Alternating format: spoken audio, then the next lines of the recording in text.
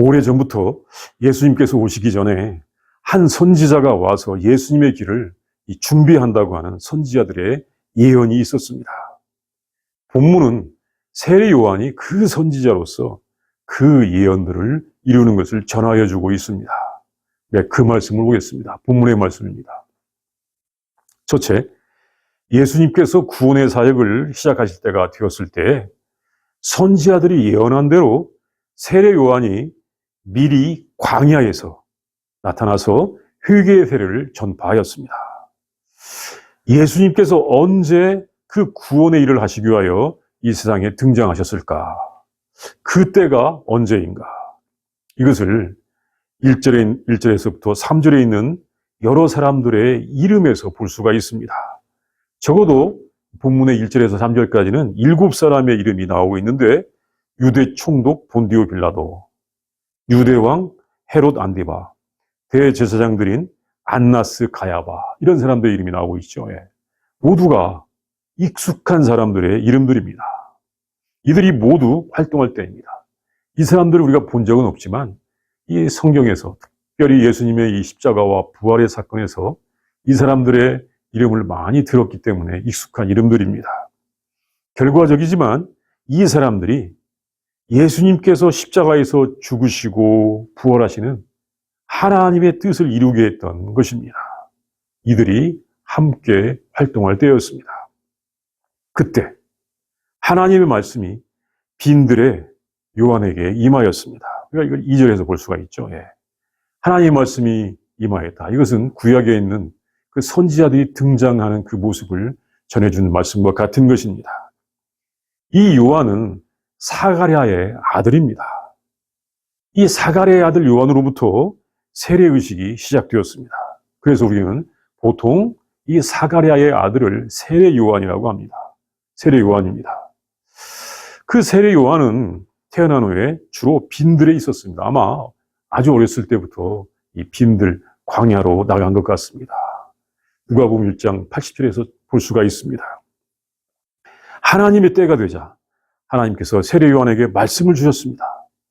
그때부터 그는 이 유대 지방의 요단 계곡의 모든 지역들을 다니면서 회개의 세례를 전파하기 시작하였습니다. 사람들에게 회개하라고 외쳤던 것입니다. 그리고 그는 자기에게 오는 사람들에게 회개의 세례를 베풀어 주었습니다. 이렇게 세례 요한이 회개의 세례를 전파하는 것은 이사야 선지자가 주전 700여 년 전에, 그때로부터 700여 년 전에 예언한 이사야서 40장 3절에서 5절의 말씀을 이루는 것이었습니다. 그 말씀을 우리가 이 본문 4절에서 6절 말씀에서도 볼 수가 있습니다. 광야에서 외치는 자의 소리가 있어 이르되 너희는 주의 길을 준비하라. 그의 오실 길을 곧게 하라. 모든 골짜기가 메워지고 모든 산과 작은 산이 낮아지고 굽은 것이 곧아지고 험한 길이 평탄하여질 것이요 모든 육체가 하나님의 구원하심을 보리라 함과 같으니라. 이사야 선지자는 이스라엘 사람들이 죄를 지어서 그 심판으로 바벨론에 포로로 잡혀가 있었을 때, 그렇게 잡혀가 있었는데 이제 다시 하나님께서 은혜를 베풀어 주셔서 그들이 다시 그 약속의 땅으로 돌아올 때 하나님께서 그들에게 오셔서 그들을 구원하실 것인데 그 오실 길을 준비하라고 하는 광야의 소리가 있을 것이라고 하는 말씀을 전하였던 것입니다. 이 징계와 심판을 받고 포로 생활, 참 고통스러운 그 포로 생활을 하는 그들에게 하나님께서 그들을 구원하러 오신다. 하나님께서 오실 길을 준비하라고 하는 광야의 소리가 있을 것이다. 이 말씀입니다. 여기서 중요한 것은 광야에서 그 소리가 있을 것이라고 하는 말씀입니다. 광야에서 그 소리를 전한다. 너희는 그의 길을 준비하라. 참 여기서 우리가 이 중요하게 주목하는 것은 광야입니다. 성경에서 광야는 굉장히 중요한 의미를 가지고 있습니다.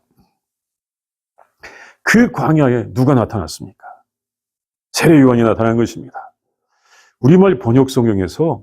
세례 요한이 활동하는 것을 빈들이라고 했고, 또 이 성경에 여기 이사야서에는 광야라고 또 번역을 해놨기 때문에 이 광야와 빈들이 잘 연결이 안 되는 것 같은데 실은 같은 말입니다. 원어인 헬라어나 대부분의 번역 성경은 같은 말입니다. 뭐 사막, 광야, 빈들 같은 말입니다. 세례 요한이 광야에서 있었다. 회개의 세례를 전파했다. 이것이 세례 요한이 하나님께서 오시기 전에 먼저 와서 그의 길을 예비하는 선지자의 역할을 하는 것이었습니다. 본문에서는 이것이 잘 연결이 안 되는 것처럼 그렇게 보이기도 하는데 이것을 요한복음 1장 23절에서는 요한의 말을 직접 전하면서 분명하게 해 주었습니다. 직접 세례 요한이 나는 선지자 이사야의 말과 같이 주의 길을 곧게 하라고 광야에서 외치는 자의 소리라고 밝혔던 것입니다. 이 세례 요한이 직접 이렇게 말을 했습니다. 자기의 신분을 밝혔습니다. 나는 선지자 이사야의 말과 같이 주의 길을 곧게 하라고 광야에서 외치는 자의 소리로다. 광야에 나타나서 주님의 오실 길을 곧게 하라고 외치는 그 소리가 이스라엘의 멸망과 회복을 예언했던 선지자의 예언대로 나타났던 것입니다. 그리고 또 중요한 것은 광야에서 외치는 자의 소리는 회개의 세례였던 것입니다. 회개의 세례. 이 우리말 이 번역 성경에서는 죄 사함을 받게 하는 회개의 세례를 전파했다고 합니다. 이 세례 요한이 세례를 준 것이 죄 사함을 받게 하는 회개의 세례를 전파했다. 그래서 그 세례를 받으면 죄 사함을 받았을 것이라고 이렇게 생각할 수 있습니다. 아, 세례 요한이 죄 사함의 세례를 전파한 거 아닌가? 이렇게 생각될 수도 있습니다. 그런데 어떻습니까? 죄를 용서하는 것은 예수님께서 십자가에서 우리의 죄를 대속하심으로 이루어지는 하나님의 은혜입니다.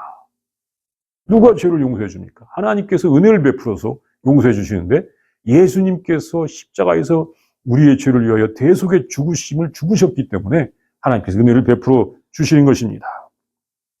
그러면 세례 요한이 베푼 그 세례를 받으면 죄 용서를 받을까요? 그래서 그 원어를 읽어보니까 그 세례는 죄 사함을 향한 회개의 세례입니다. 죄 사함을 향한 회개의 세례. 여러 영어 번역 성경에서도 이렇게 되어 있습니다. 세례 요한이 베푼 것은 죄를 용서받기 위해서 회개를 하는 세례였던 것입니다. 회개를 하는 그 세례였던 것입니다. 세례 요한은 죄를 용서하는 그 고난을 가진 것이 아니고 죄를 용서해 주시는 대속의 십자가를 지는 예수님께로 사람을 인도하는 역할을 하는 회개의 세례를 베푼 것이었습니다. 이게 굉장히 중요합니다. 세례 요한이 직접 죄를 용서해 준 것이 아니라 이 죄를 용서해 주시는 예수님께로 인도해 주는 회개의 세례를 베풀었다. 이것이 세례 요한의 역할인 것입니다. 세례의식은 이 세례 요한에 의해서 시작되었다고 합니다. 그 전까지는 세례를 행한 기록들을 찾아볼 수가 없습니다. 세례 요한이 맨 먼저 세례를 시작한 것으로 봅니다. 그런데 그 세례는 사람들에게 죄 용서를 향한 회개의 세례였던 것입니다. 회개하라는 세례인 것입니다. 돌이켜라. 그 세례인 것입니다. 그는 이 사람들을 이 죄를 용서해 주시는 예수님께로 인도하는 그 세례를 베풀었던 것입니다. 그러니까 그는 구원을 베푸시는 주님 앞에서 그의 길을 준비하는 선지자입니다. 이 세례 요한은 특별히 다른 것이 아니라 그 예수님 앞에서 사람들을 예수님께로 인도하는 주님의 길을 예비하는 선지자였던 것입니다. 자신이 죄를 용서해 준 것이 아니라 사람들이 죄 용서를 해주시는 분에게로 향하도록 죄를 뉘우치게 하는 세례를 베푼 것이었습니다. 이것이 세례 요한이 그 빈들 광야, 유대의 광야에 나타난 뜻이었던 것입니다. 그러나 이 역할은 굉장히 중요한 역할입니다. 둘째, 주의 길을 준비하는 역할을 하는 세례 요한은 그 소리를 듣고 세례를 받으러 나오는 사람들에게 주의 길을 준비하는 것이 무엇인지를 잘 적용하여 주었습니다. 회개가 무엇인지를 알려주었습니다. 세례 요한이 요단 계곡의 온 지역을 다니면서 이 회개 세례를 받으라고 외치자 많은 사람들이 그에게 와서 세례를 받았습니다. 그때 그는 백성들에게 이렇게 외쳤습니다. 우리가 이 7절에서 9절의 말씀에서 그 말씀을 볼 수가 있습니다. 이 말씀을 제가 부드러운 소리로 읽겠습니다. 잘못하면 뭔가 이 오해를 불러일으킬 수가 있습니다. 예. 세례 요한이 외친 그 이야기입니다. 독사의 자식들아, 누가 너에게 일러 장차 올 진노를 피하라 하더냐. 그러므로 회개에 합당한 열매를 맺고 속으로 아브라함이 우리 조상이라 말하지 말라. 내가 너희에게 이르노니 하나님이 능히 이 돌들로도 아브라함의 자손이 되게 하시리라. 이미 도끼가 나무 뿌리에 놓였으니 좋은 열매 맺지 아니하는 나무마다 찍혀 불에 던져지리라. 어떻습니까? 아주 강한 단어들의 말입니다. 강력한 말씀입니다. 이 말씀은 아무나 할 수 있는 말이 아닌 것 같습니다. 어떻게 생각하면 거의 욕설, 저주에 가까운 말처럼 보이기도 합니다. 마치 아주 나쁜 죄인들에게 이 최후의 심판을 선고하는 말처럼 보이기도 하는 것입니다. 그런데 사람들이 이 말을 듣고는 그러면 우리가 무엇을 해야 됩니까? 우리가 무엇을 해야 됩니까? 라고 물었던 것입니다. 그의 말에 반발하고 대적한 것이 아니라 그 요한의 말에 긍정적인 반응을 보였던 것입니다. 우리가 무엇을 해야 됩니까? 어떻게 해야 합니까? 그때 세례 요한은 어떻게 할 것인지를 알려주었습니다.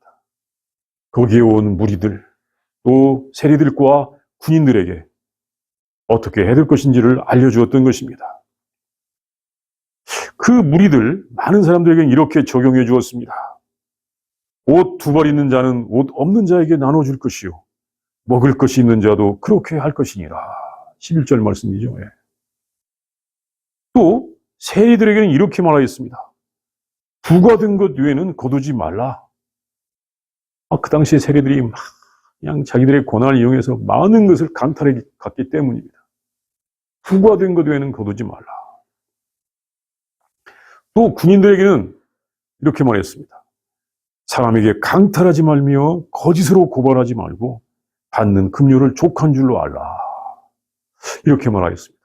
아주 이 군인들 용병들이었다고 하는데 아주 이 부패한 공무원들이 있다면 그 모습일 것입니다.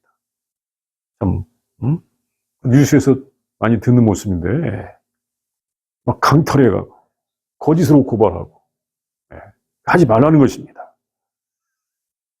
이것은 회개의 세례를 받고자 하는 사람들에게 세례 요한이 권면하는 말이었습니다. 죄 사함을 위한 회개의 세례를 받고자 하는 사람은 이렇게 행해야 된다. 이것이 주님의 오실 길을 준비하는 것이다. 그의 길을 곧게 반듯하게 하는 것이라는 말씀입니다. 옷 두 벌인 사람은 옷 없는 사람에게 나눠주고 먹을 것이 있는 자도 없는 자에게 나눠줘라. 오늘날 우리가 이 말씀을 들으면 참 편안합니다. 왜? 그냥 옷은 천지에 널려있기 때문에 옷 없는 사람은 없지. 그러니까 나는 안 나눠줘도 되겠네? 이런 생각할 수가 있죠. 당시 상황은 그렇지 않죠. 옷이 너무나 귀한 것이었기 때문에. 이것이 바로 하나님의 뜻이라는 것입니다. 옷 두 벌 있는 사람은 옷 없는 사람에게 나눠주고 먹을 것이 있는 자도 없는 자에게 나눠주라. 이것은 하나님의 뜻입니다. 그렇게 하지 않으면 하나님을 만날 수가 없다고 하는 말씀, 하나님께서 오실 수가 없다고 하는 말씀인 것입니다. 그때 이 요한에게 세리나 군인들이 왔다는 것도 대단한 것입니다. 세리는 그 사회에서 이 죄인으로 취급을 받으면서 민족의 반역자로 여겨지고 있었습니다. 군인들은 용병들이었다고 합니다. 이 사람들 모두가 다 로마에 충성하면서 자기 백성들을 괴롭히는 사람들이었습니다. 자기들이 소위 완장을 찾다고 힘없는 사람들을 짓밟고 강탈한 사람들이었던 것입니다. 그들은 대중들에게 이 적대적으로 대하고 또 그렇게 대우를 받으면서 이기적이고 심지어 탐욕스럽고 마음은 강팍해져서 포악하게 행동한 사람들이 대부분이었습니다. 그러나 그들이 얻는 이익이 컸기 때문에 이 욕을 먹으면서도 그렇게 하는데 그들도 이 세례 요한의 의심을 듣고는 회개를 하고자 했던 것입니다. 대단한 이 세례 요한의 이 힘입니다. 결국 세례 요한이 외쳤던 것, 회개하는 것은 무엇입니까? 새 사람이 되는 것. 하나님께서 그전에 율법을 통하여 주셨던 이웃을 자신과 같이 사랑하는 것, 그것이었습니다. 이웃을 자신과 같이 사랑하는 것이었습니다. 하나님께로 돌아오라. 죄악에서 떠나라. 이웃을 사랑하라. 하나님의 말씀을 준행하라. 이것이었습니다. 그런데 이렇게 새 요한이 한 일이 무엇입니까? 우리가 이것을 본문에 있는 말씀에서 찾아본다면 이것은 이사야 선지자가 말한 주님의 오실 길을 준비하는 것이며 그의 오실 길, 주님이 오실 길을 곧게 하는 것이었던 것입니다.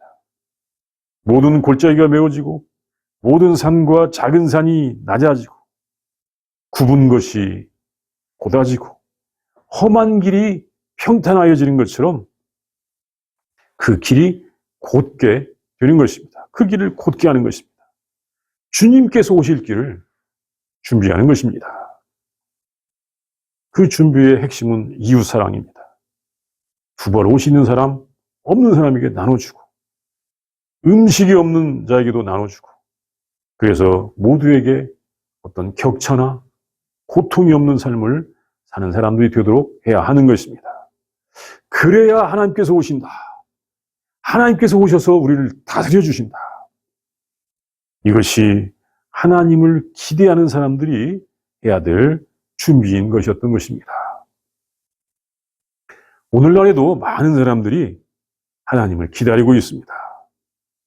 이 사람들의 삶이 힘들기 때문에 하나님께서 오셔서 해결해 주시기를 기다리는 사람들이 많습니다. 특별히 교회 안에서 우리들이 하나님께서 오시기를 기다리고 있습니다. 교회 안에서 우리들은 하나님께서 오시기를 기다리고 있는 것입니다. 예수님의 다시 오심을 기다리는 성도들이 많이 있어서 참 좋습니다. 예수님께서 얼른 오셔야 돼. 이렇게 예수님의 다시 오심을 기다리는 성도들이 많이 있어서 좋습니다. 예수님께서 오시면 이 세상의 많은 불안들, 많은 문제들이 해결되고 예수님께서 해결하시고 우리들에게 평안과 구원을 주실 것입니다. 그러면 언제 예수님께서 다시 오시겠습니까? 그 때, 그 시각은 언제인지 모릅니다. 아무도 모릅니다. 우리가 모릅니다. 네. 그런데 우리는 준비를 해야 하는 것입니다. 예수님께서 오시기를 기다리는 사람들은 그 준비를 해야 하는 것입니다. 그 준비는 이사야 선지자나 새 요한이 전한 것과 다르지는 않습니다. 우리의 하나님이신 예수님이 오실 길을 준비하는 것은 먼저 그의 길을 곧게, 반듯하게, 평탄하게 해야 하는 것입니다. 오늘날 세상을 보면 평탄하지 않습니다. 높은 산이 있고 깊은 골짜기가 있습니다. 큰 나라, 작은 나라, 힘 있는 나라, 힘 없는 나라, 큰 집, 홈리스, 높은 교회, 깊은 골짜기 교회, 큰 기업, 작은 기업, 전혀 평탄하지 않은 모습입니다. 높은 산들은 너무나 높고 깊은 골짜기는 너무나 깊습니다. 깊은 골짜기에서 높은 산으로 절대 올라갈 수 없을 것 같습니다. 평탄하지가 않습니다. 오늘날 세상은 다시 오실 예수님이 오실 준비가 되어 있지 않은 것 같습니다. 세례 요한이 구세주를 기다리던 사람들에게 전한 구세주의 오실 길을 준비하는 것은 오늘날이나 그때나 큰 차이가 없는 것 같습니다. 그 세례 요한이 그 하나님이 오실 것을 기다리는 사람들에게 전했던 그 말씀은 오늘날 다시 오실 구세주를 기다리는 우리들에게도 똑같이 적용이 되는 말씀입니다. 주님이 오실 길을 준비하라. 그 길을 평탄하게 하라. 높은 산은 낮아지고 깊은 골짜기는 메워져라. 그러면 모든 육체가 하나님의 구원을 볼 것이다. 이것은 단지 이 땅의 토목공사 이야기가 아닙니다. 요즘 토목공사는 정말 잘해가지고 참 길들을 잘 냅니다. 뭐 메우기도 잘 메우고 그렇습니다. 깎아내기도 잘 깎아내고.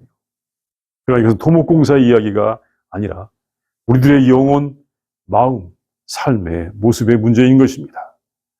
이것은 모든 사람들이, 특별히 이 육체들로 이루어진 사람들, 이 육신들로 이루어진 사람들, 이 육체들로 표현되는 사람들도 하나님의 구원을 보아야 할 것이기 때문입니다.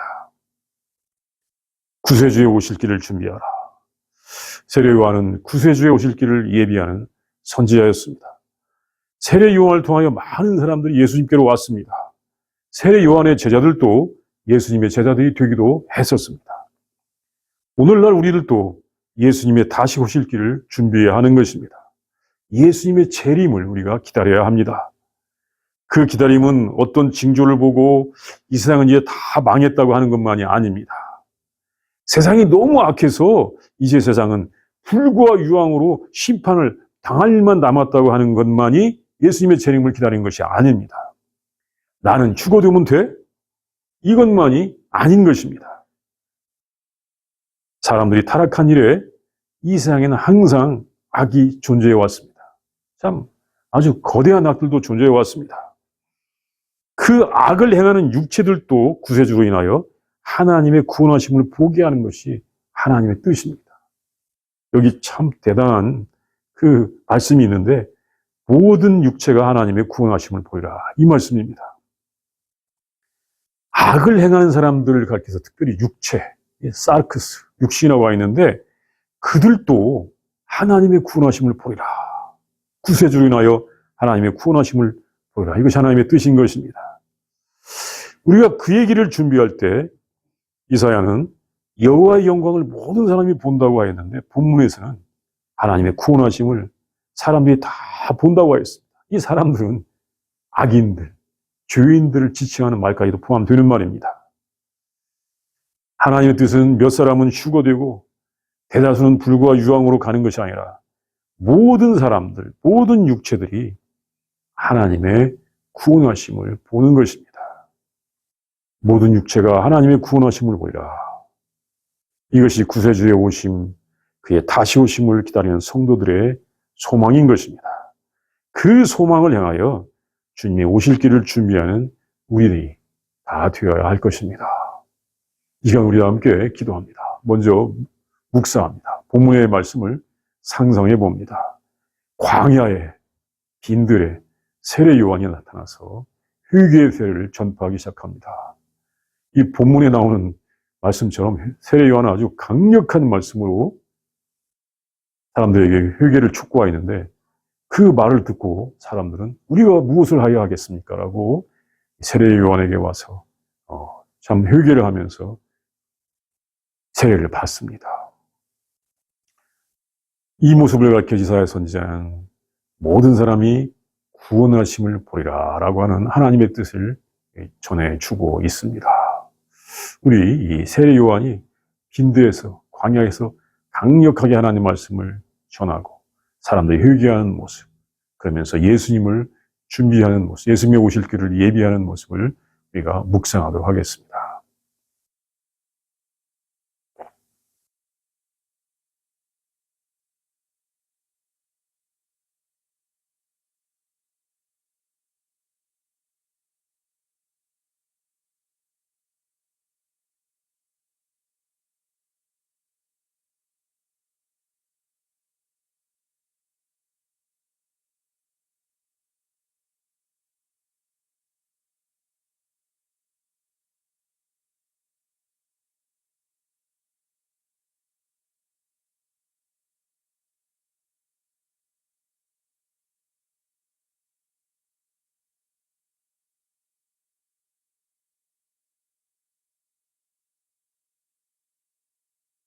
하나님 감사합니다. 예수님을 통하여 우리에게 구원의 은혜를 베풀어 주시니 진심으로 감사를 드립니다.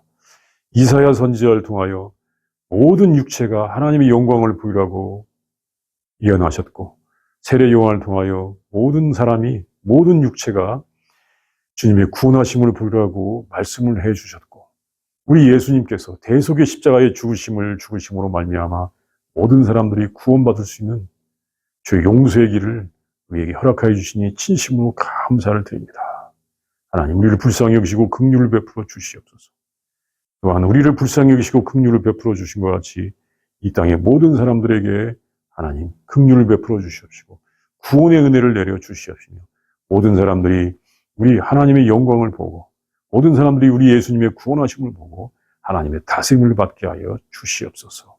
하나님, 오늘 또 우리를 구원하여 주시고 우리와 함께하여 주심을 진심으로 감사합니다. 모든 사람들이 하나님의 구원하심의 은혜 가운데서 구원을 받고 살아가도록 역사하여 주시옵소서. 우리에게 긍휼을 베풀어 주시옵소서.